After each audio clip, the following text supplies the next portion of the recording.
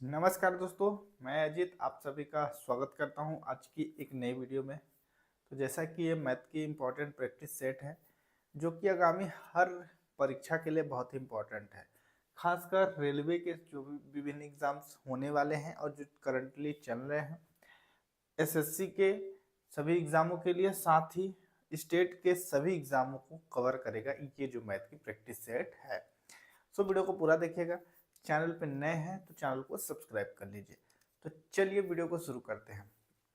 तो आप किसी भी एग्जाम की अगर तैयारी कर रहे हैं तो एकदम बेसिक टू एडवांस ट्रिक और ये प्रैक्टिस सेट मैथ की बहुत ही इंपॉर्टेंट है। पहला क्वेश्चन आपकी स्क्रीन पे है जिसमें कह रहा है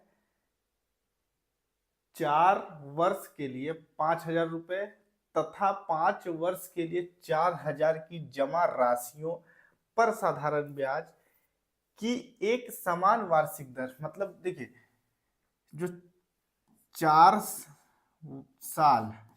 साल के लिए जो अमाउंट जमा किया गया वो है 5,000 रुपए।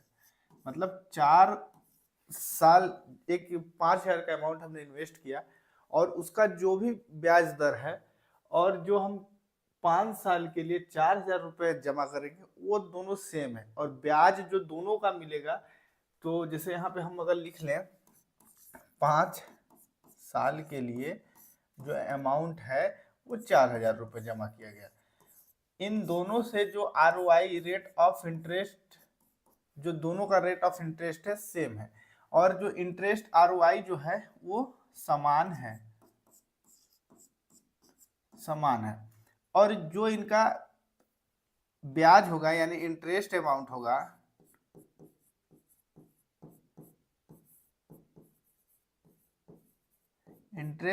यानी जिसको हम ब्याज कहते हैं वो लिखा हुआ है 2,400 रुपए। अब हम इसको कैसे सॉल्व करेंगे? तो सबसे पहले क्या करेंगे कि देखिए, ब्याज बराबर जो होता है मूलधन गुणे जो साधारण ब्याज की बात करें तो साधारण ब्याज बराबर होता है सिंपल इंटरेस्ट यानी एसआई बराबर simple interest equal to principal into ROI rate of interest into time. ठीक, हमारे पास है क्या? तो देखिए, अगर हम 4 वर्ष की बात करें, 4 वर्ष के लिए 5,000 पर जो ब्याज होगा तो उसको हम ऐसे लिख सकते हैं 4 यानी 4 साल के लिए।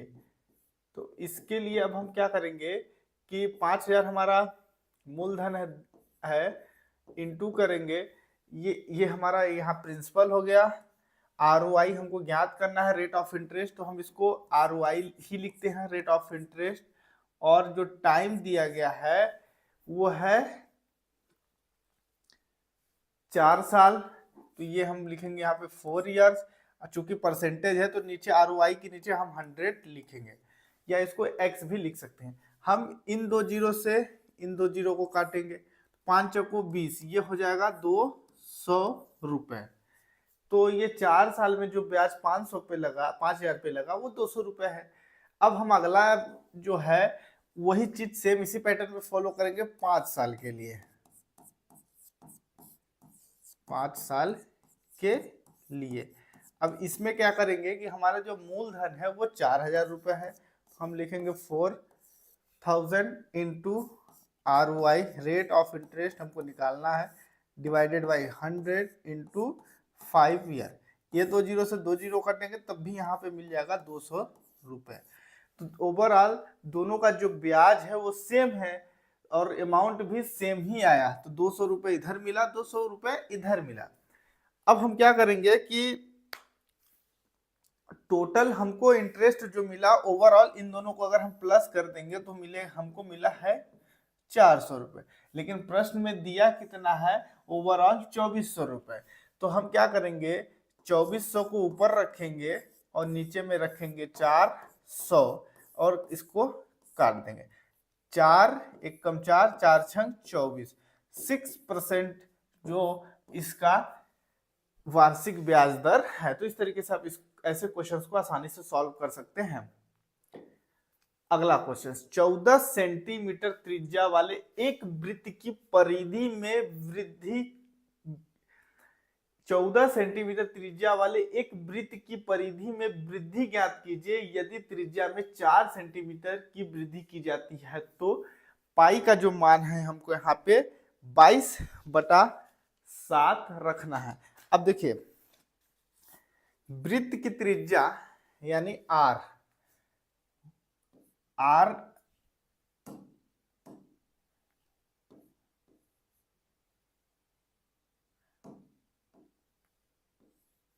वृत्त की त्रिज्या को हम आर से प्रेजेंट करते हैं। आर इक्वल टू हमको दिया गया है 14 सेंटीमीटर। ठीक, ये त्रिज्या दी गई है। अब जो त्रिज्या में वृद्धि हो रही है प्रारंभिक त्रिज्या में, तो इसको हम कैपिटल आर मानेंगे। तो स्मॉल आर यानी आर प्लस जो वृद्धि है, तो हम इसको इस तरीके से लिख सकते हैं 14 + 7, मतलब ओवरऑल 21 सेंटीमीटर यहाँ पे जो त्रिज्या हो चुकी है। तो अब आगे हम क्या करेंगे, वृत्त की परिधि बराबर होता है वृत्त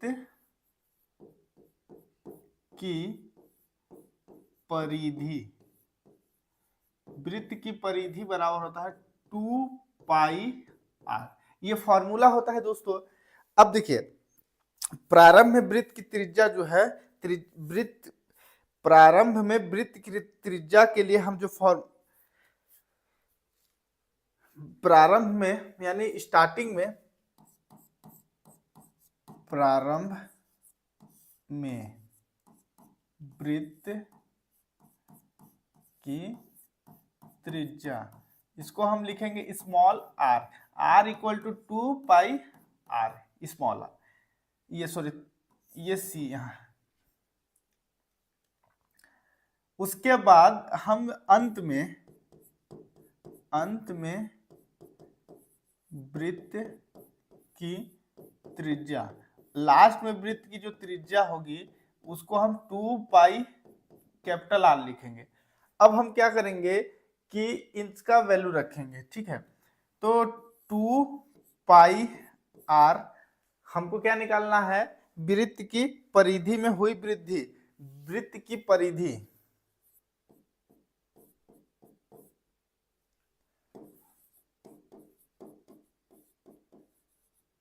परिधि में हुई वृद्धि, वृत्त की परिधि यानी सी को हम सी से प्रेजेंट कर देते हैं, तो 2πr माइनस 2π कैपिटल आर लिखेंगे। अब देखिए, यहाँ पे हमको क्या करना है कि इस 2π को हम कॉमन ले सकते हैं, तो 2π को हमने यहाँ पे कॉमन लिया, r माइनस r बचा।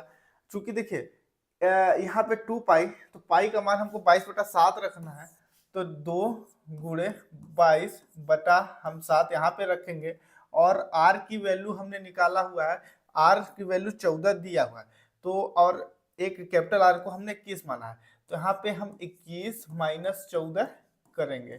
ठीक, 2 × 22/7 इंटू, अब ये देखिए 14 में से सॉरी 21 में से 14 घटाएंगे तो 7 बचेगा, और 7 का 7 से कट हो जाएगा, तो यहाँ पे 44 सेंटीमीटर इस क्वेश्चन का राइट आंसर हो जाएगा। मतलब option number first is the right answer. अगला क्वेश्चन, निम्नलिखित में से कौन सा भिन्न 3/5 तथा 7/8 के बीच पड़ता है। ये ऑप्शंस है, ये दो, जैसे 3/3/5 ये दिया है और 7/8 दिया गया है, इनके मध्य कौन सा आएगा। अब देखिए, अगर हम बात करें इनके मध्य का डिफरेंट, 3 से 5 के मध्य का डिफरेंट अगर आप देखिएगा तो यहाँ पे हमको डिफरेंट देखने को मिलेगा 2 का, और 7 से 8 के मध्य का डिफरेंट देखेंगे अगर आप, तो यहाँ पे मिलेगा 1 का। ठीक, तो हम इसके अनुसार चलेंगे, तो 3 के बाद 5 है, मतलब 2 का अंतर है, तो अब देखिए 2 का अंतर अगर हम करें तो ये 4/7 करेंगे तो ये हो जाएगा 3 का अंतर, तो ऑप्शन नंबर 4 नहीं होगा। 12/2 होगा नहीं, क्योंकि ये आगे होता तो होने की प्रायोरिटी होती है। 8/9 अंतर 1 का है, लेकिन 3 के बाद लॉन्ग जंप है, तो ये भी नहीं होगा। Option number 2 is the right answer, क्योंकि 6/7 हम अगर लिखेंगे और 3/5 हमको दिया गया है और 7/8 हमको दिया गया है। अब देखिएगा, अगर आप ऐसे देखें तो 5 में 1 प्लस हुआ और इधर 2 प्लस हुआ, ठीक। 3 में 4 प्लस हुआ और इंटू 1 हुआ। इस अकॉर्डिंग आप इसको चेक कर सकते हैं। अगला क्वेश्चन, मूल्यांकन कीजिए साइन 30 डिग्री बटा cos 45 degree into sine 45 into cos 30 degree का जो वैल्यू आएगी। अगर हम इस क्वेश्चन की बात करें तो हम इसको sine 30 into sine 45 divided by cos 45 into cos 30 लिख सकते हैं, क्योंकि हमने आपस में इनका इंटू कर दिया। अब देखिए साइन 30 की अगर हम बात करें, साइन 30 डिग्री का मान होता है 1/2, साइन 30 डिग्री बराबर 1/2। साइन 30 का मान होता है 1/2 और साइन 45 का मान होता है 1/√2। साइन 45 डिग्री इक्वल टू 1/√2, ये साइन का हो गया। और cos 45 या cos 30 की बात करें, cos 30 का मान होता है, cos 30 का मान होता है 1 रूट में 3/2, cos 30 का मान होता है रूट में 3/2 और cos 45 का मान होता है सेम होता है 1/√2। यही चीज हमको वहां पे पुट करना है। हम यहाँ पे वैल्यू को पुट करेंगे तो देखिए साइन 30 का मान मतलब 1/2 इंटू साइन 45 का मतलब 1/√2 बटे में डिवाइड में करेंगे cos 30 मतलब cos 30 और cos 45, तो cos 45 का मतलब 1/√2 और cos तो इंटू करेंगे √3/2। ये हो गया। पहले हम इनका आपस में इतना इधर इंटू कर लेते हैं इनका, तो इधर जब हम इंटू करेंगे तो 1/2√2 मिलेगा, और जब इसका इसमें इंटू करेंगे तो √3/2√2 मिल जाएगा। ये दोनों आपस में कट जाएंगे, यहाँ पे बन जाएगा 1/√3। 1/√3 का मतलब ऑप्शन नंबर तीसरा या थर्ड नंबर ऑप्शन इस क्वेश्चन का राइट आंसर हो जाएगा। अगला क्वेश्चन, यदि एक संख्या के 3/5 का 2/3 42 है तो उस संख्या का 1/3 ज्ञात कीजिए। लेट्स सपोज दैट, माना है यहाँ पे, माना वह संख्या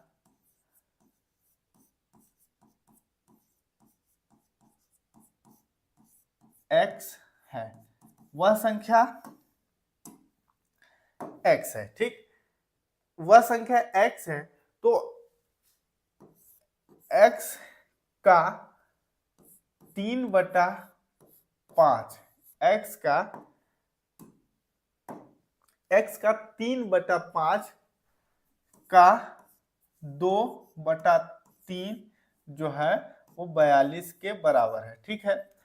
ये 3 से 3 तो कट गया, ठीक। यहाँ पे हो जाएगा 2x/5, या इसको हम ऐसे भी कर सकते हैं, देखिए 2/5 इंटू एक्स इक्वल टू 42, इतना किया।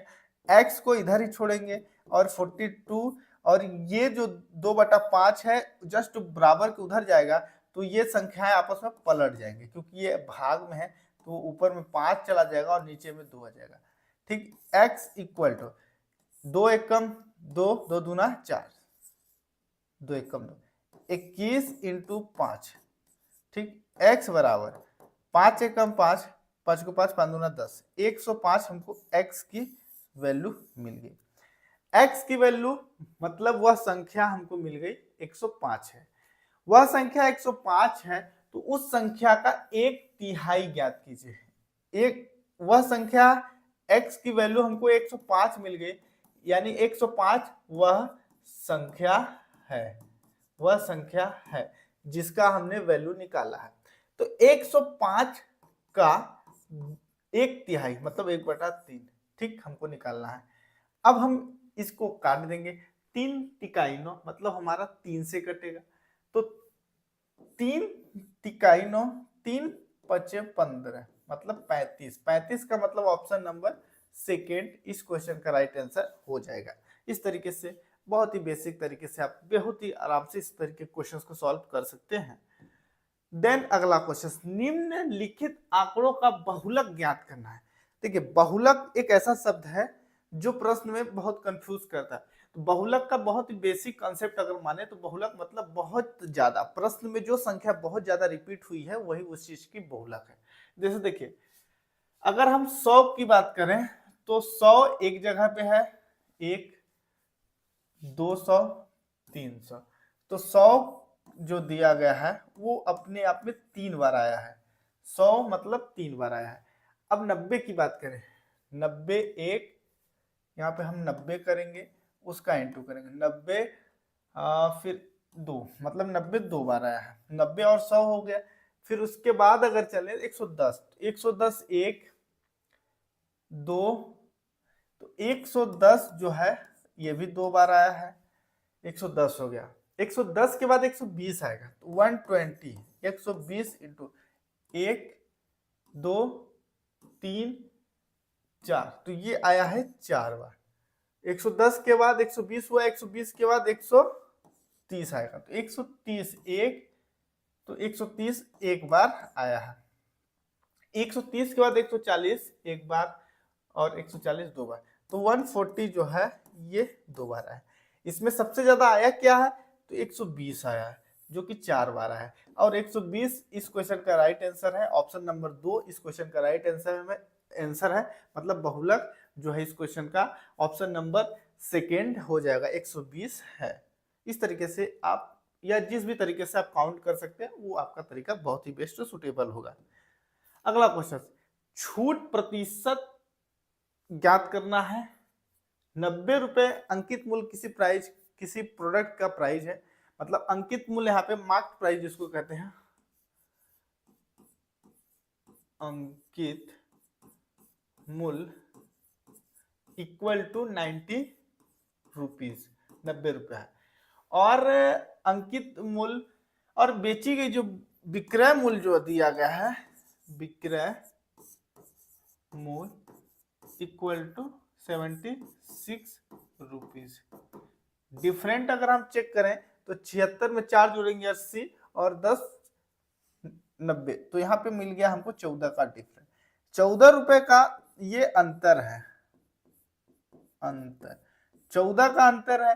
अंतर किस पे हमेशा दिया जाता है, जो अंकित मूल्य होता है, इंटू कर देंगे 100, 100 किया तो एक जीरो से एक जीरो कट गया, इसको 9 से काटेंगे तो 9 एक कम 9, और पॉइंट में ये 5 5 5 5 ये 5 चलता जाएगा, 10 मतलब 1.555, इस तरीके से जाएगा, इंटू 10 करेंगे तो ये हो जाएगा 15.555।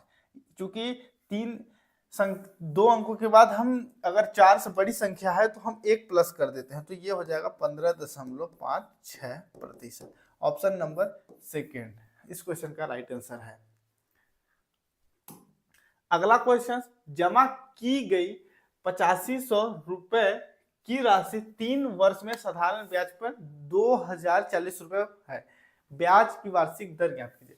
मतलब अगर जैसे सिंपल इंटरेस्ट ESI कैलकुलेट करना है, सिंपल इंटरेस्ट प्रिंसिपल अमाउंट था जो मूलधन है वो 8500 रुपए है, ठीक। टाइम जो है वो 3 साल का है, 3 ईयर का है, 3 साल का। और जो ब्याज है, इंटरेस्ट हमको मिला, इंटरेस्ट जो है वो 2040 रुपए मिला। हम क्या करेंगे कि 2040 ये 3 साल का ब्याज है, भाग कर देंगे हम 3 से,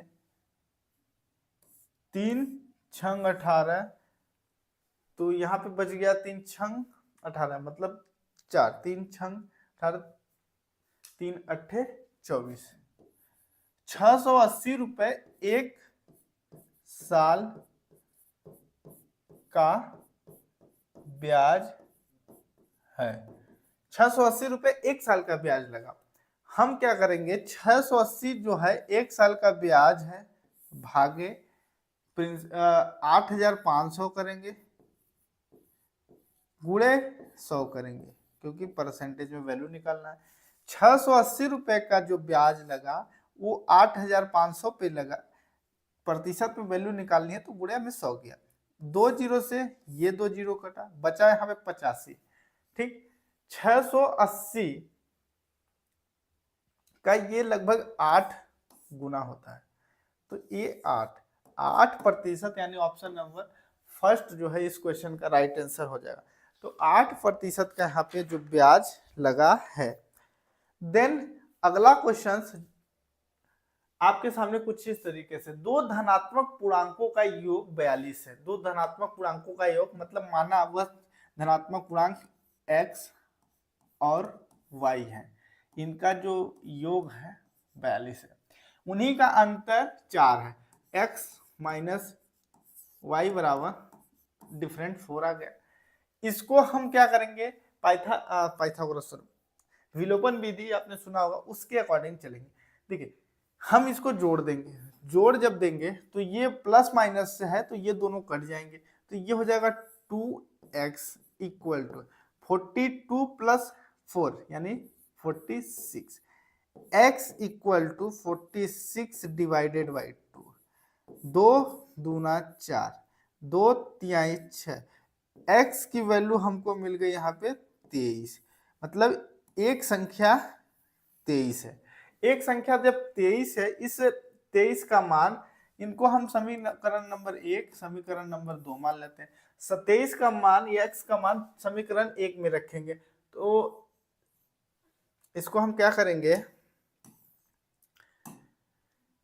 x plus Y equal to 42 हमने ये माना था, और प्रश्न में दिया है उसके हिसाब से x की वैल्यू 23 तो हम 23 रखेंगे, y हमको निकालना है तो y एज इट इज रहेगा, और 42 है, y इक्वल टू 42 माइनस 23, तो y बराबर 12 में से 3 जाएगा तो 9 बचेगा, 9, और ये हो गया 3 में से 2 जाएगा तो 1, 19 बचा। अब हम क्या करेंगे, देखिएगा इन्हीं का गुणन फल बोला है, तो x इंटू वाई हमको ज्ञात करना है। x का मान है 23 और y का मान है 19, हम इसका इंटू कर देंगे, 9 का 9, 9 2 18 9 3 27 की 7, रिमेनिंग 2 बचा। ऑप्शन हमारा एक ही है, सेकेंड नंबर, जो कि आगे चल के 7 से स्टार्ट होगा। बाकी आप देखना चाहते हैं, 9 दूना 18, 19 20, 20 हो गया, 3 2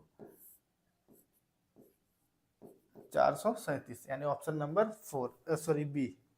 लास्ट क्वेश्चन, एक आयताकार बोर्ड की लंबाई उसकी चौड़ाई से 4 गुनी है, यदि बोर्ड का क्षेत्रफल 256 वर्ग मीटर है तो उसकी जो लंबाई है वो ज्ञात करना है। बोर्ड की लंबाई उसकी चौड़ाई की 4 गुनी है, बोर्ड का क्षेत्रफल, देखिए बोर्ड की जो लंबाई, बोर्ड की लंबाई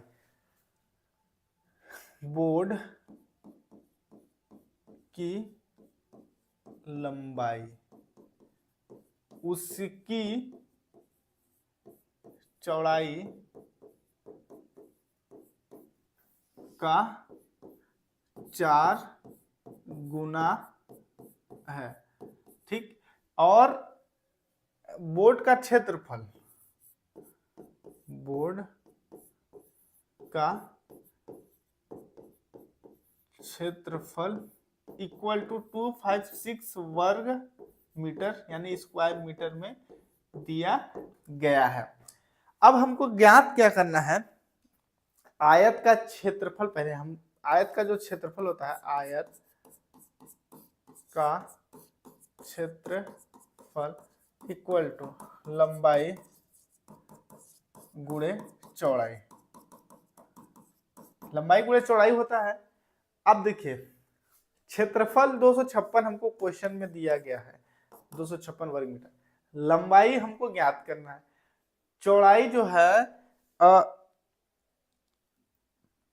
तो हम लंबाई को x मान लेते हैं। आयत की जो लंबाई, इसमें जो लंबाई है, लंबाई माना कि लंबाई x सेंटीमीटर है, तो x मीटर है, सॉरी, तो हम यहाँ पे x रखेंगे और चौड़ाई 4x हो जाएगी, 4x हो जाएगी।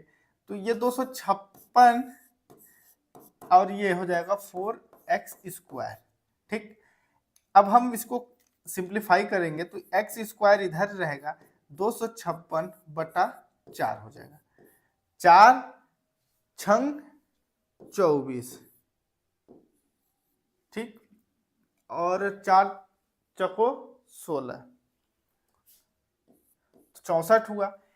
x स्क्वायर इक्वल टू 64, तो x इक्वल टू रूट में हो जाएगा 64, x बराबर 8 इंटू 8, तो x बराबर 8 हमको यहाँ पे मिल गया। x की वैल्यू 8 मिल गई। x मतलब हो गया दोस्तों लंबाई। ठीक, अब हमको इसकी, अब ये हमको जो मिला है, अब हम क्या करेंगे, लंबाई जो है वो चौड़ाई की 4 गुना है, तो हम इसको 4 गुणे 8 करेंगे। 8 चौक होता है 32, 32 मतलब ऑप्शन नंबर 4 जो है इस क्वेश्चन का राइट आंसर। आई होप दोस्तों वीडियो अच्छी लगी तो लाइक करिए, चैनल पे अगर नए हैं तो चैनल को सब्सक्राइब करिए। मिलते हैं अगली नई वीडियो में, तब तक के लिए धन्यवाद।